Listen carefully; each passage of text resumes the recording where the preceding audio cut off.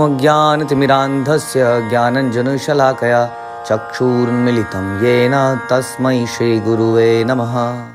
श्री चैतन्य चरितामृत अंत लीला चैप्टर 6 प्यार संख्या 302।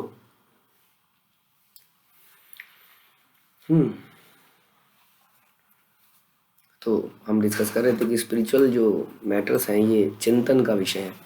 जितना हम चिंतन करेंगे उतना ही इसमें और आनंद आएगा।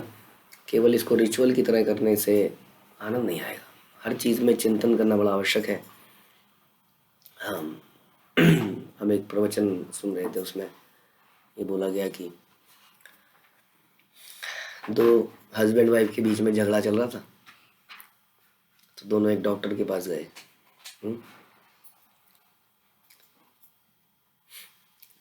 साइकेट्रिस्ट के पास गए, क्या हो रहा है, ये हो क्या रहा है। तो उसने जब एनालाइज किया तो उसने कहा जी ये प्रॉब्लम तो पति की है।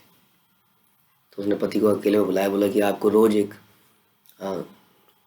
फ्लावर अपनी पत्नी को देना है।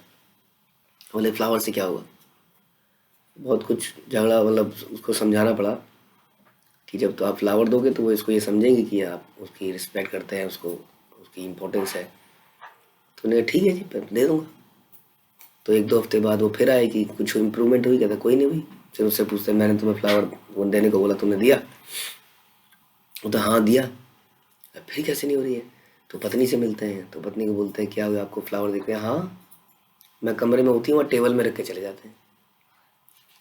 तो अच्छा, यानी कि कार्य भी किया लेकिन उसमें भाव नहीं था। तो वैसे ही हम लोग भगवान को भी बहुत सारी ऑफरिंग करते हैं, या कई बार फ्लावर ऑफर करते हैं, तो आरती भी करते हैं, तो एक कहीं रिचुअल बन जाता है कि हाथ घुमाते हैं टेबल पे रखने की तरह। इट्स नॉट लाइक कि we are offering this flower to Krishna. और इसी तरीके से बाकी सारी चीज़ें।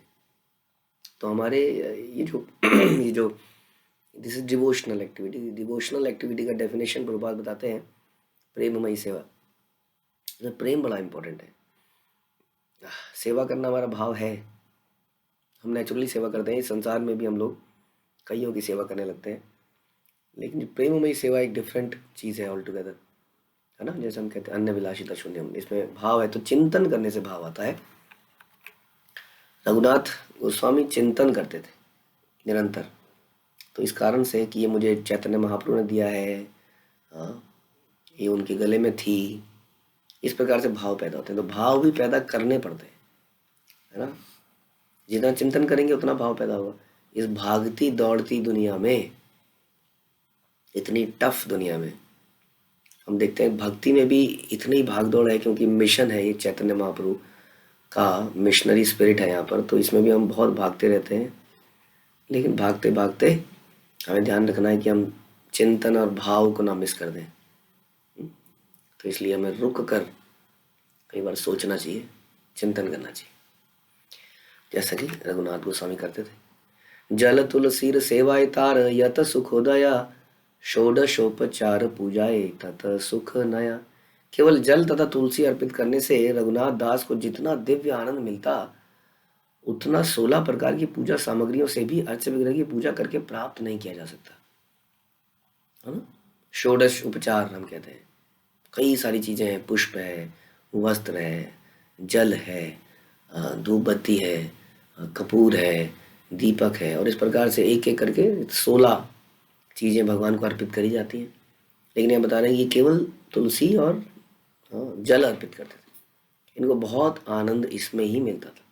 हाँ, जैसा हम अभी जिक्र कर रहे थे कि जितना चिंतन हो, वैसे ही जैसे हम चर्चा कर रहे थे कि धाम में जाना और धाम में चिंतन करते हुए जाने में बहुत अंतर है।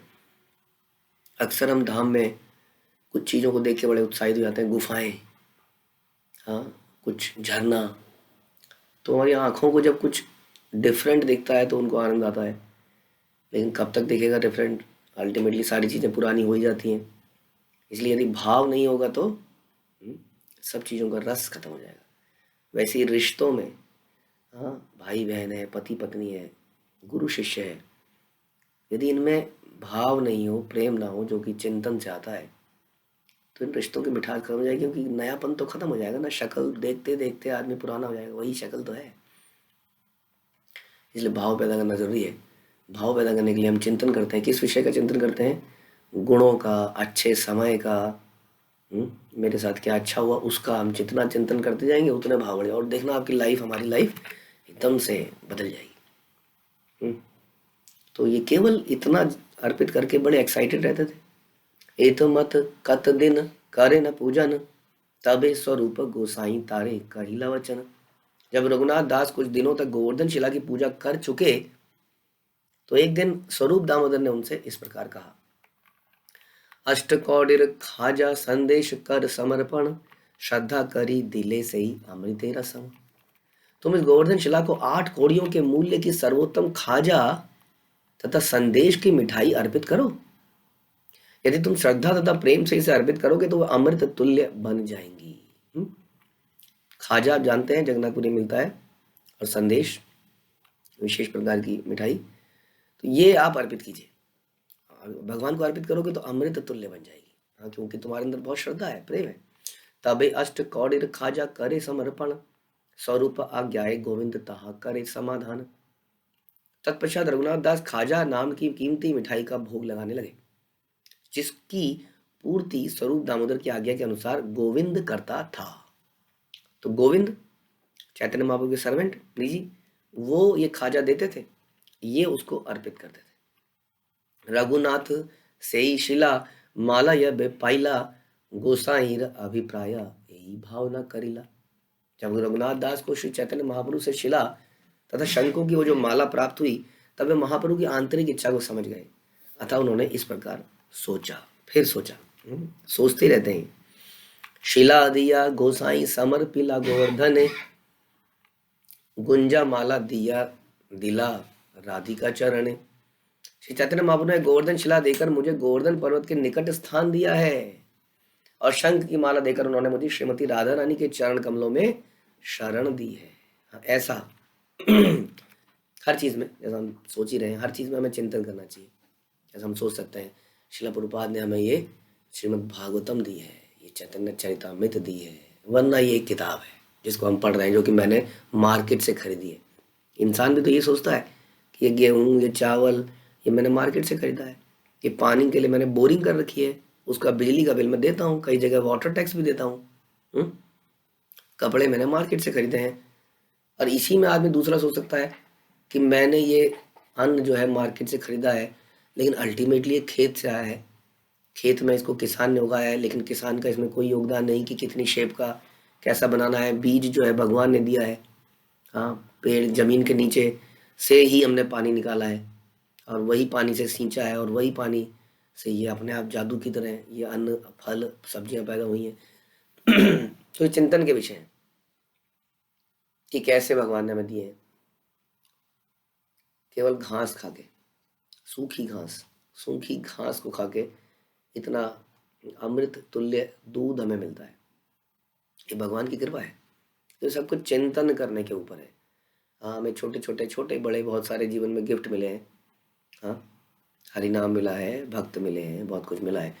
यदि हम चिंतन करेंगे तो हमारा मूड हमेशा ठीक रहेगा, नहीं तो थोड़े दिनों में सब बासी हो जाएगा। We get attracted by lot of things. जैसे कि कोई व्यक्ति अचानक से किसी स्त्री को देखता है और सोचता है कि इससे ही मेरा विवाह होना चाहिए, और थोड़े दिनों बाद हाँ उसी से संबंध विच्छेद हो जाता है। हाँ, क्योंकि वो चिंतन चला जाता है, वो अट्रैक्शन समाप्त हो जाती है, जो इनिशियल अट्रैक्शन है। इसलिए जो है ये रघुनाथ दास गोस्वामी देख रहे हैं शुरू से लेकर अब तक, he is thinking how to improve, how to do this, and अपने भाव पैदा कर पाए, इसलिए वो ऐसा देख पा रहे हैं। तो हम किसी जगह से भी बड़े अट्रैक्ट हो जाते हैं, अरे यहाँ पे बड़ा आनंद आएगा, भक्ति बड़ी अच्छे से होगी, उस जगह में आ जाते हैं तो वो जगह पुरानी हो जाती है, उसके बाद वो जगह की कीमत समाप्त हो जाती है, तो उसके बाद वहाँ पे झगड़े होने लगते हैं। तो ये सोच रहे हैं कि मुझे गोवर्धन शिला दी, ठीक है, उसकी पूजा कीजिए। तो कह रहे हैं कि मैं इस गोवर्धन शिला के माध्यम से गोवर्धन पर्वत के निकट हूँ, ऑल्दो मैं जगन्नाथपुरी में हूँ, लेकिन मैं गोवर्धन पर्वत पे ही हूँ, ऐसा वो सोच रहे हैं। हाँ, और शंख की माला राधा रानी के चरण कमलों की मुझे शरण दी है, ये सब विचार ही तो है, और क्या है। आनंदे रघुनाथेर ब्रह्म विस्मरण, बाह्य विस्मरण, काय मने सेवी लेना गौरंग चरण। रघुनाथ दास के आनंद की कोई सीमा ही नहीं थी। देखिए आनंद कैसे आ जाता है, आनंद चिंतन से ही तो आता है ना। कुछ नहीं है, तुलसी अब उसमें भी आप सोचो गोवर्धन शिला दी थी भगवान महाप्रभु, एक राधा कृष्ण के विग्रह दे देते तो कितना आनंद होता। हाँ, तो उसी में जो उनको मिला वो सारी बाह्य वस्तुएं भूलकर अपने तन तथा मन से श्री चैतन्य महाप्रभु के चरण कमलों की सेवा करने लगे। अनंत गुण रघुनाथेर केकरी बेलेखा, रघुनाथेर नियम ये न पाषाणेर रेखा। भला रघुनाथ दास के असंख्य दिव्य गुणों की गणना कौन कर सकता है। हम पिछले कई दिनों से यही गणना किए जा रहे हैं। हाँ, रघुनाथ दास के इन गुणों के बारे में हम चर्चा कर रहे हैं और ये समाप्त नहीं हो रहे, एक के बाद एक गुण आता जा रहा है। उन गुणों का क्या लाभ है? इन गुणों का ये लाभ है, जब हम इसको सुनते हैं तो हमें एक धक्का सा लगता है कि ऐसा भी सोचा जा सकता है। ऐसा तो हम नहीं सोचते। उनके कठोर नियम पत्थर पर लकीर के समान थे, यानी कि उनके नियमों को हटाया नहीं जा सकता था। उनके नियम फ्लेक्सिबल नहीं थे। आज मूड नहीं है, आज मन नहीं है, आज ये है, आज वो है, ऐसा नहीं था। पत्थर के लकीर के समान, सोने के नियम, उठने के नियम, खाने के नियम। यहाँ पर पाषाणेर रेखा शब्द बड़ा महत्वपूर्ण है। रघुनाथ दास नियमों का इतनी कड़ाई से पालन करते थे कि उसकी तुलना पत्थर पर खींची गई लकीरों से की जाती है, जो कभी नहीं मिटाई जाती। उसी तरह रघुनाथ दास गोस्वामी द्वारा पालन किए जाने वाले नियमों को कोई भी परिस्थिति में बदला नहीं जा सकता था। 7:30 प्रहर या कीर्तन स्मरण, आहार निद्रा चारि दंड से नहे कौन दिन। रघुनाथ दास 24 घंटों में से 22 घंटे से अधिक हरे कृष्ण महामंत्र का जप करने में तथा भगवान के चरण कमलों का स्मरण करने में बिताते थे। वे 1.5 घंटे से भी कम समय खाने और सोने में बिताते थे, और किसी किसी दिन तो यह भी संभव नहीं हो पाता था। तो ये ह्यूमनली इम्पॉसिबल लगता है। कुछ ही दिन पहले हम सुन रहे थे कि एक स्त्री ने 125 दिन आई बिलीव तक व्रत रखा, अभी न्यूज में आया। केवल थोड़ा सा पानी का सिप लिया बीच बीच में। साधारण व्यक्ति भी ऐसा कर लेता है अपनी प्रेरणा से। तो असंभव काम हो सकते हैं, बस हमारी प्रेरणा भगवान को प्रसन्न करना होना चाहिए। और ऐसा हमारे कई सारे आचार्यों ने करा है। तो भगवान ही हर चीज़ की सप्लाई कर देते हैं, हमारी रक्षा करते हैं, सुरक्षा करते हैं, यदि हम इस प्रकार से अपना जीवन उनकी सेवा में लगाते हैं। तो केवल 1.5 घंटा हमारे जीवन में, केवल 1.5 घंटा भगवान के लिए होता है, बाकी घंटे हमारे लिए। इनके जीवन में केवल 1.5 घंटा शरीर की मेंटेनेंस के लिए था। वैराग्य कथा तार अद्भुत कथन, आजन मना धीलज व्याय रसिर स्पर्शन। उनके वैराग्य की कथाएं अद्भुत हैं। उन्होंने जीवन भर अपनी जीव की तृप्ति नहीं होने दी। और हम ऐसा भी सुनते हैं कि आपने सुना था कि कैसे वो एक जहां पर भंडारा होता था वहां जाके खाने लगे। हम ऐसा सुनते हैं कि एक समय बाद उन्होंने भंडारे को भी छोड़ दिया। उन्होंने कहा भंडारे में भी तो निश्चित है ना कि मुझे वहां जाके खाना मिल ही जाएगा। उसके बाद हम सुनते हैं कि उन्होंने क्या किया, तो जगन्नाथ जी के जो चावल सड़ जाते थे या थोड़ा पुराना हो जाते थे, उसको लोग फेंक देते थे गायों के लिए। गाय उसको खाती थी, और गाय के खाए हुए वो चावल वहाँ पड़े होते थे, ये उनको उठा के लेते थे, और उनको उठा के, क्योंकि उनमें थोड़ी बदबू रहती थी, उनको उठा के थोड़ा उनको साफ करके उसको पाते थे। ये वही व्यक्ति हैं जिनके पास इतना सोना है कि शायद हमारे घर पूरे भर दिए जाए तो सोना खत्म ना हो। तो संसार की कोई भी वस्तु इनको आकर्षित नहीं कर पाई, क्योंकि नहीं ये वस्तु मिली थी, हमें भी ये वस्तु मिली है, लेकिन हमारा आकर्षण अभी इतना नहीं है उसके प्रति। तो उसको हमें इन कथाओं को सुन के पैदा करना है। तो हमारे से सारे अपराध होने बंद हो जाएंगे, जीवन में पाप होने बंद हो जाएंगे, अपराध होने बंद हो जाएंगे, हमारा फोकस जीवन का वही हो जाएगा। तो उन्होंने पहनने के लिए एक छोटे से फटे वस्त्र तथा लपेटने के लिए गुदड़ी के अतिरिक्त किसी वस्तु को स्पर्श नहीं किया। इस तरह उन्होंने श्री चैतन्य महाप्रभु की आज्ञा का कठोरता से पालन किया।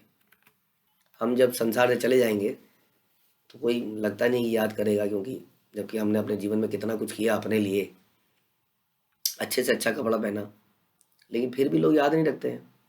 और किसी ने गुदड़ी पहनी केवल, और उसको लोग आज तक याद रखते हैं। फटे वस्त्र पहने आज तक। हम अपनी पहचान बनाने के लिए ही तो वस्त्र पहनते हैं, अच्छे वस्त्र।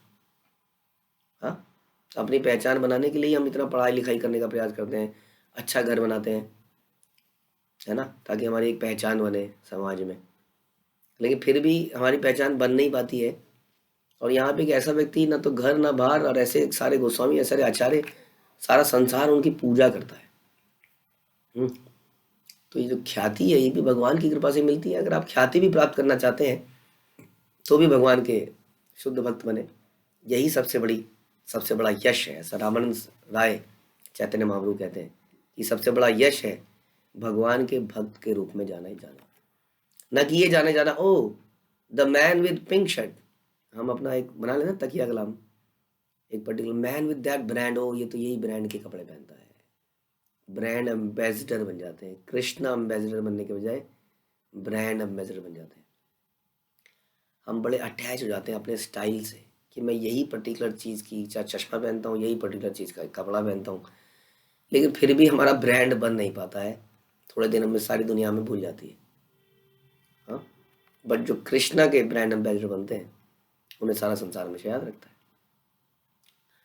तो गुरु के आदेश का पालन कठोरता पूर्वक करना चाहिए। प्रभुपाद कहते हैं गुरु विभिन्न व्यक्तियों को भिन्न भिन्न आदेश देता रहता है।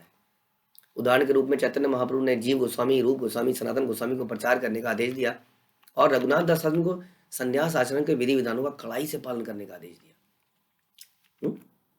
कुछ लोगों को वृंदावन भेज दिया कि आप ग्रंथों का रचना कीजिए, मंदिरों का निर्माण कीजिए, लीला स्थलियों को खोजिए, और यहाँ रघुनाथ दास को अपने पास रखा। हाँ, और बोला कि तुम संन्यास में पारंगत पाओ दुनिया को दिखाने के लिए। तो इन्होंने बड़ा कड़ाई से विधि विधानों का पालन किया। छह गोस्वामी श्री चैतन्य महाप्रभु के आदेशों का कड़ाई से पालन करते थे। भक्ति में उन्नति का यही नियम है। गुरु से आदेश मिलने पर मनुष्य को उसका कड़ाई से पालन करने का प्रयास करना चाहिए, यही सफलता की विधि है। बहुत ही क्लियरली प्रभुपाद यहाँ पे लिख रहे हैं कि कितना नियमों के प्रति हमें कितना सतर्क रहना चाहिए। हम बार बार इसकी चर्चा करते हैं, अक्सर हम लोग फ्रस्ट्रेट करते हैं, क्यों यहाँ पर इतने नियम क्यों हैं, इतना क्यों है, ऐसा क्यों है, वहां तो ऐसा नहीं होता, वहां तो ऐसा नहीं होता। तो वो देखने का विषय नहीं है वहां कैसा होता है। हर कोई अपने रास्ते पर आगे बढ़ रहा है। हाँ, कोई आगे पहुंच चुका है अगली रेड लाइट पे, कोई पिछली रेड लाइट पे है, एक दिन वो भी अगली रेड लाइट पे पहुंचेगा। हाँ, तो आप पीछे क्यों देख रहे हैं, आपको तो और आगे जाना है। तो हमें ऐसा रघुनाथ गोस्वामी की तरह चिंतन करते जाना है और आगे बढ़ते जाना है। क्या बता रहे हैं कि इन नियमों का कड़ाई से पालन करने का प्रयास करना चाहिए, यही सफलता की विधि है। और साथ ही साथ नियमों के साथ साथ हम लोग कठोर हृदय के नहीं बन जाते, ये हमें ध्यान रखना है। ये भी रघुनाथ दास गोस्वामी के जीवन से दिखता है कि फिर भी वो चिंतन फिर भी करते, इतना करने के बाद भी छोटी छोटी चीज, ये मुझे माला मिली है, ये मुझे शिला मिली है, हाँ, चिंतन कर रहे हैं उसमें। प्राण रक्षा लागी ये बा करे न भक्षण, ताहा खाइया आपन आके कहे निर्वेद वचन। वे जो भी खाते थे शरीर तथा प्राण की रक्षा मात्र के लिए होता था, और जब वे खाने बैठते थे तो अपनी भर्त्सना करते थे, अपनी ही निंदा करते थे इन शब्दों में। आत्मान चेद्विजानि यात परम ज्ञान दुताशय किमिच्छन कस्य वा हेतोर्देहम पुष्ठाति लंपटा।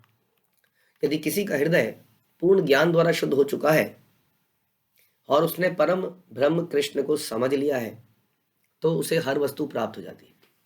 भला ऐसे व्यक्ति को अपने भौतिक शरीर का अच्छी तरह पोषण करने का प्रयास करते हुए लंपट की तरह क्यों कार्य करना चाहिए। अक्सर हमारी भक्ति में हमारा काम बीच में आ जाता है, ऐसा लगता है, खास तौर पर इस पर्टिकुलर एरा में आदमी का वर्क उसके ऊपर इतना हावी हो चुका है कि वो उसके पास समय नहीं है भक्ति करने का। हम लोग प्रयास कर रहे हैं, अत्याहार प्रयासश्च। अत्याहार करने के कारण, क्योंकि हमारा ग्रीड बढ़ चुकी है, इसलिए हम प्रयास करना पड़ता है, अधिक प्रयास करना पड़ता है। और अधिक प्रयास के चक्कर में अधिकतर इवन डिवोटीज, बाहर के डिवोटी तो भक्त नहीं बन पा रहे हैं बिकॉज उनके पास टाइम नहीं है। Really this is the case. यही कारण है कि कोरोना में इतने सारे लोग भक्त बने थे, लेकिन कोरोना जाने के बाद वही लोग चले भी गए, क्योंकि वो फिर से बिजी हो गए। और वो अच्छे लोग थे, वो भक्ति कर रहे थे कोरोना के समय, क्योंकि वो खाली हो गए थे और उनका पेट भर ही गया। 2-3 साल किसी तरह उनका काम चल ही गया सभी का। कोरोना के समय पे ऐसा कभी नहीं हुआ कि हमने देखा कि दुनिया भूखमरी से मर गई, लेकिन लोगों ने भक्ति करी। हाँ, लोगों के कई सारे काम बंद हो गए जो जिनमें वो बिजी रहते थे पहले। तो वही यहाँ पर बता रहे हैं कि श्रीमद् भागवतम का ये श्लोक है इसे बताया जा रहा है यदि कोई भगवान का शुद्ध भक्त बन जाता है, उसका हृदय शुद्ध हो जाता है, तो उसको हर वस्तु मिल जाती है। ऐसे नहीं है कि वो मर जाता है, वो भूखा मर जाता है। लेकिन हमारी डिमांड्स, हमारी ग्रीड जो है वो समस्या बनती है। ग्रीड के कारण, ग्रीड है तो हम शुद्ध नहीं है, शुद्ध नहीं है तो इसलिए हम बहुत सारा काम कर रहे हैं। तो यहाँ बता रहे हैं कि भला ऐसे व्यक्ति को अपने भौतिक शरीर का पोषण करने के लिए काम क्यों करना चाहिए? फिर इतना इतना काम क्यों करना चाहिए कि वो भक्ति ही ना कर पाए? जब जीवन का उद्देश्य ही भक्ति करना है, लेकिन जीवन का उद्देश्य पैसा कमाना बना लिया गया, भक्ति एक सेकेंडरी चीज बन गई। भक्ति इसलिए बन गई, भक्ति क्या बोले, पूजा पाठ, ताकि वो पैसा कमाने में हेल्प करे। हम्म, ऐसा समझा जाए, ऐसा समझने लगा कि पैसा is a pre requisite for doing भक्ति। भगवान बोलते हैं पत्रम पुष्पम फलम तो। ऐसा बिल्कुल जरूरी नहीं कि आपके ऑल्टर आलीशान बनाओ। हाँ, आपका आप 16 प्रकार की चीज़ों से भगवान को कुछ अर्पित करें, जैसा भी हम चर्चा कर रहे थे। जो भी भगवान ने हमें दिया है उससे यदि भाव से हम भगवान को प्रेम करें तो भगवान की भक्ति करी जा सकती है। तो कोई प्री रिक्विजिट नहीं है कि अपना घर होगा तभी पूजा अच्छे से कर पाएंगे, माना फॉर एग्जाम्पल, एंड इस तरह से सारी बातें। तो ये जीवन को जितना साधारण बनाएंगे और भक्ति में लगाएंगे उतना जीवन का सदुपयोग कर रहे हैं हम, राइट। आपको काम करना है ऑफिस के अंदर, उसके लिए आपको सफाई भी करनी है। आपने सवेरे आप ऑफिस में आए, आपने अपनी टेबल को साफ करना शुरू किया, एक एक फाइल को साफ करना शुरू किया। इस प्रोसेस में आपने 2 घंटे लगा दिए मानने के, सारे इंपॉर्टेंट काम अटके रहे। हाँ, तो आप ऑफिस में काम करने जाते हैं, सफाई का काम इतना इंपॉर्टेंट नहीं हो सकता, वो भी ज़रूरी है। तो ये बात जब प्रायोरिटी बदल जाती है हमारे जीवन में, भक्ति सेकेंडरी होने हो जाती है, तो हम कामों में बिजी जाते हैं। तो रघुनाथ अपने को बोलते थे, एक ऐसा व्यक्ति जो पूरे दिन भक्ति में लगा रहता था, वो कहता था कि मैं अपने शरीर का पोषण कर रहा हूँ, हाँ, मैं समय व्यर्थ कर रहा हूँ भगवान के लिए जो मिला है। ये नारद मुनि ने बताया था गृहस्थ की भवबंधन से मुक्ति के विषय में। ये जो 4 आश्रम के बारे में नारद मुनि बताते हैं, उसी में बताया गया। आध्यात्मिक स्तर पर शरीर के लिए व्यर्थ चिंता नहीं की जाती। नरोत्तम दास कहते हैं कि आध्यात्मिक पद को प्राप्त व्यक्ति यह नहीं सोचता कि वह शरीर है, इसलिए वह संन्यास आश्रम में दिव्य रूप में कठिन तपस्या कर सकता है। ऐसे वैराग्य का सर्वोत्तम उदाहरण रघुनाथ दास गोस्वामी है। तो हमें भी सोचना चाहिए, क्या मैं केवल शरीर निर्वाह के लिए तो नहीं लगा हुआ हूँ पूरे का पूरा दिन, और कई चीज़ें मैं मिस करता जा रहा हूँ, एक एक दिन जीवन का बढ़ता जा रहा है। जैसे गोल्डन अपॉर्चुनिटी कि हमें ये संप्रदाय मिली, हमें हरिनाम मिला, और अगर गलती से इस बारी में हम भगवान के धाम में नहीं जा पाए तो अगली बार क्या होगा हमारा। भगवान कहते हैं कि उसके भक्ति की रक्षा होती है। उसका मतलब जिस लेवल को प्राप्त है उस लेवल पे रहता है, लेकिन अगर आगे उस लेवल से नहीं बढ़ पाया तो, हाँ, तो ऐसा तो विचार कर ही सकते हैं हम। इतना कॉम्प्लीसन से कैसे कि नहीं, अब तो हम लग ही जाएंगे, अब तो हम पार हो ही जाएंगे, हाँ, खरगोश की तरह कि हम रेस को जीत ही जाएंगे। तो इसलिए विचार करना चाहिए कि जीवन का एक एक दिन तेजी से निकल रहा है। प्रसादान पसरीर यत नाविकाय, दुई तीन दिन हिले भात साड़ी पियाया। भगवान जगन्नाथ का प्रसाद दुकानदारों द्वारा बेचा जाता है, जो नहीं बिक पाता वह 2-3 दिन बाद सड़ जाता है। ये वही प्रसंग आ रहा है जो हम चर्चा कर रहे थे कि भगवान जगन्नाथ का सारा एक दिन में इतना प्रसाद बनता है कि अनंत प्रसाद बनता है एक ही दिन में जगन्नाथ जी के लिए। जगन्नाथ जी प्रसाद भोग पाने के लिए फेमस है, और वो सारा क्या करते हैं, वो सारा भक्तों में आ जाता है। अब इतने भक्त खा नहीं पाते हैं जितना प्रसाद आ जाता है, 2-3 दिन बाद सड़ जाता है। सिंह द्वारे गाभी आगे से ही भात डारे, सड़ा गंधे तेलंगी गाई खाई ते न पारे। सारा सड़ा भोजन सिंह द्वार पर तेलंग गौ के सामने फेंक दिया जाता है। उसकी सड़न की गंध के कारण गायें तक इसको खाती नहीं है। गायें आती हैं, थोड़ा मुंह मारती हैं, कोशिश करती हैं, फिर चली जाती हैं। इतनी दुर्गंध, सड़ जाता है वो। गीला गीला जितना भी प्रसाद है, दाल चावल सब कुछ मिलता है, तो वो सड़ गया। अब गायों ने भी नहीं खाया, गाय ने भी उनको छोड़ दिया सिंह द्वार, हाँ, पर तेलंग गांव के सामने। से ही भात रघुनाथ रात्रे घरे आनी, भात पका हिला फेले घरे दिया बहु पानी। रात में रघुनाथ दास सड़ा चावल एकत्र करते और घर लाकर उसे प्रचुर पानी से धोते, ताकि बीमारी न लग जाए एटलीस्ट। तो उसको धो के भीतरेरा दृढ़ यही माजी भात पाया, लवण दिया रघुनाथ से ही अन्न खाया। तब वे चावल के कड़े भीतरी भाग को नमक मिलाकर खाते थे। ऊपर का जो सड़न थी वो धुल गई, जैसे कई बार देखते हैं ना, सब्जी को ऊपर से सड़ जाती है, काट देते हो तो नीचे से ठीक निकलती है। तो वैसे ही ये चावल को धो दिया तो ऊपर से सड़ा हुआ पार्ट बह गया। अब उसमें थोड़ा सा नमक मिलाया और उसी को खा लिया। अब आप इसमें ये नहीं सोच सकते कि प्रभु जी धोने से तो वो अनऑफर्ड हो गया। ये बातें तो हम लोगों के लिए है जो इंद्रिय तृप्ति में लगे हैं। ये व्यक्ति को क्या बोलो कि क्या इंद्रिय तृप्ति कर रहा है वो अपने जीवन में, बताइए। तो उस चावल को थोड़ा सा नमक मिला के वो खाने लगे। एक दिन स्वरूपता करिते देखिला, हासी याता हार किचु मागियाला खाइला। एक दिन स्वरूप दामोदर ने रघुनाथ दास को ये करते हुए देख लिया और वे हंसे और उस भोजन में से थोड़ा सा अंश मांगने लगे और मांग कर स्वयं खाया। ये चुरा रहे हो ना, आइटम चुरा रहे हो, पकौड़ा, हाँ पकौड़ा छुप छुप के खा रहे हो। करते ना कई बार भक्त, कई बार मंदिर से 56 भोग की थाली मिलती है या महाप्रसाद मिलता है, तो भक्त लोग टूट पड़ते हैं उस पर। और एक्चुअली हम पता नहीं 56 भोग पे टूटते हैं या उस पकौड़ों पे टूटते हैं जो मिलते हैं। तो ये विचार है। यहाँ पर चावल जो है सड़ा हुआ, धुला हुआ, नमक मिलाया हुआ, इसके पीछे होड़ लगी। जैसे कि भगवान और सुदामा के बीच में, भगवान ने कहा क्या बढ़िया चीज़ लाए हो, पत्नी के साथ मांग के लाए हो रास्ते के लिए, मेरे को नहीं दोगे? और वो बेचारे झेप रहे हैं, कैसे कैसे क्या दिखाऊंगा, छुपा रहे हैं, नहीं नहीं नहीं, क्योंकि उन्हें डर है कि कहीं भगवान इसको खा ना ले। उन्हें बड़ा लग रहा, ग्लानि हो रही थी। तो मांगा हुआ है, चिवड़ा लाया है, वो भी मांग के पड़ोसी का। हाँ, तो बड़ा उन्हें खेत था, लेकिन भगवान ने छीन ही लिया, उसको खा लिया। उसी तरह से यहाँ पर स्वरूप दामोदर जो है, थोड़ा सा अंश मांगकर स्वयं उन्होंने खाया। स्वरूप कहे एछे अमृत खाओ नीति नीति, आमा सब आए नाही देह की तुम्हारा प्रकृति। अच्छा, रोज पार्टी कर रहे हो तुम प्रतिदिन ऐसा अमृत खाते हो किंतु हमें नहीं देते, ये कैसा स्वभाव है? आदमी को कोई अच्छी चीज मिले तो उसको देनी चाहिए। अब क्या अच्छी चीज मिली है? सड़ा हुआ चावल। अब दामोदर, स्वरूप दामोदर का भी इससे स्वभाव दिखता है, वो कैसे भक्त हैं। तो वो ये उनके अंडर में ही है देखा जाए तो। हाँ, लेकिन उनको ग्लोरीफाई कर रहे हैं इस प्रकार से और कह रहे हैं कि तुम इतना अमृत जैसा भोजन रोज करते हो और हमें नहीं देते हो। गोविंदेरा मुखे प्रभु सेवार्था सुनीला, आर दिन आसी प्रभु कही तेला गीला। और चैतन्य महाप्रभु ने जब इस बात का समाचार गोविंद के मुख से सुना तो अगले दिन वहां गए और इस प्रकार बोले, कहाँ वस्तु खाओ सबे, मोरे ना दे हके ने। हाँ, तो सब लोग खा रहे हैं, सब लोग पार्टी कर रहे हैं, मुझे ही छोड़ रखा है तुमने, पार्टी से दूर कर रखा है। एत बलि एक ग्रास करीला भक्षण। तुम कौन सी अच्छी वस्तु खा रहे हो? तुम मुझे कोई वस्तु क्यों नहीं देते?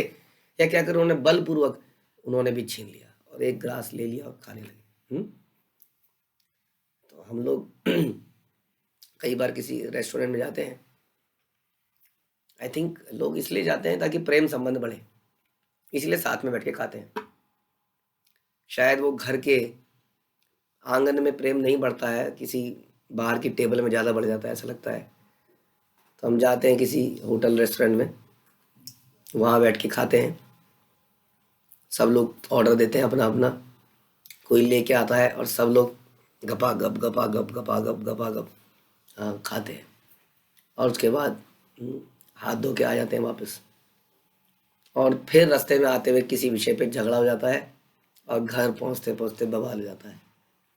हाँ, संबंध बनाने गए थे, पेट फाड़ के आए, नोट जेब में भी छेद करके आए और संबंध भी खराब करे। ऐसा अक्सर देखा गया है। शादियाँ पार्टियाँ अरेंज करी जाती हैं, कितना कुछ नहीं बनाया जाता और फिर भी रिश्ते नहीं सुधरते हैं आपस के। सब लोग आते हैं, अपना खा पी के निकल जाते हैं। सबका उद्देश्य इंद्रिय तृप्ति होता है। किसी की शादी मतलब अच्छा खाना। वो यज्ञ का क्या हाल बना दिया है। अब यज्ञ में तो उच्छिष्ट खाया जाता है, यज्ञ होने के बाद लोग खाते थे। यहाँ तो यज्ञ शुरू भी नहीं हुआ है, 90 या 90 नहीं 99% लोग विवाह यज्ञ होने से पहले खा पी के हाथ झाड़ के चले जाते हैं। इसका मतलब 99% लोग केवल खाने आए थे। अब वो भी क्या करें, कह रहे प्रभु जी जब 12 बजे यहाँ पे फेरे होंगे, 9 बजे का टाइम था, 9 से लेके 12 बजे तक तो एक चिंपांजी अपनी फोटो खिंचाता रहा, तलवार टेढ़ी करके, तलवार सीधी करके, मुंह टेढ़ा करके। चिंपांजी को फिर एक बंदरिया आई थोड़ी देर में, हाँ, और वो बंदरिया और चिंपांजी जो है दोनों लगे रहे और फोटो खींचते रही 12 बजे तक। तो क्या करें हम? वो यज्ञ, ये यज्ञ ही था ना, ये क्या था? ये यज्ञ था क्या? कुछ लोग खा पी के निकल लिए, कुछ लोग फोटो खींच के निकल गए। अब जब कुछ नहीं बचा जीवन में करने को, चलो जी पंडित जी चालू करो। हाँ, तो इसी तरह से जीवन की प्रायोरिटी बिल्कुल बदल चुकी है। हम लोग बाहर खाने जाते भी हैं, पिक्चर देखने जाते हैं परिवार, सब लोग अपना अपना पिक्चर देख रहे हैं, अपना अपना पॉपकॉर्न खा रहे हैं अंधेरे में, गुप अंधेरे, ताकि एक दूसरे की शक्ल भी ना दिखे। बिल्कुल गुप अंधेरा, क्योंकि सड़ चुके हैं एक दूसरे की शक्ल देख के। तो अच्छी अच्छी शक्लें देखते हैं।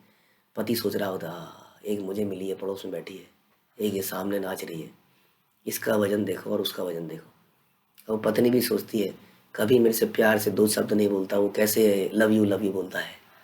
हाँ, सब अपने अपने सपने। लड़का बच्चा कहता है बस थोड़े दिन और, उसके बाद मैं भी। हम्म, सब अपने अपने सपनों में हैं। पिक्चर ख़त्म, सब अपने अपने घर में गए और फिर घमासान, क्योंकि सबका उद्देश्य इंद्रिय तृप्ति है। यहाँ पे हम देख रहे हैं सड़े हुए चावलों को खाकर इतनी बेहतर, इतनी बढ़िया प्रीति बनी है आपस में।